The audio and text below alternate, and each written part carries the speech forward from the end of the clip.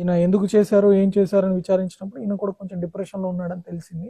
వాళ్ళ వైఫ్ని ఏదో తిట్టారు అని చెప్పి ఓనర్స్, దానికి ప్రతీకార చర్యగా వాళ్ళని కూడా ఇబ్బంది పెట్టాలని చెప్పి చింతల్పూడి కనకదుర్గ ఫైనాన్స్ శాఖ దాంట్లో ఆడిటర్గా పనిచేసే వడ్లమూడి ఉమా మహేష్ గోల్డ్ అంతా ఒకసారి తనిఖీ చేసి ఆ తనిఖీ చేసినవన్నీ ప్యాకెట్స్ కట్టుకొని ఒకేసారి అతను సుమారు 4.5 కిలోల గోల్డ్ ఆభరణాలన్నీ తీసుకుని పరారయ్యడం జరిగింది. అతన్ని కంటిన్యూస్ గా ట్రాక్ చేయడము, అతను ఎక్కడున్నాడో చూసి చాలా రోజులు ఫోన్లో అన్ని ఆపేసుకొని ఆయన ప్రతి సీసీటీవీ కెమెరా వెతికి ఎక్కడెక్కడ వెళ్ళాడు, తాడేపల్లిగూడెంకి వెళ్ళారు, తర్వాత అక్కడి నుంచి వైజాగ్కి వెళ్ళారు, అక్కడి నుంచి మళ్ళీ ఎక్కడ వెళ్ళారు అన్ని ట్రేస్ చేసుకుంటూ ఆయన్ని ఫైనల్ గా ఈ నాగాయలంక దగ్గర పట్టుకోవడం జరిగింది.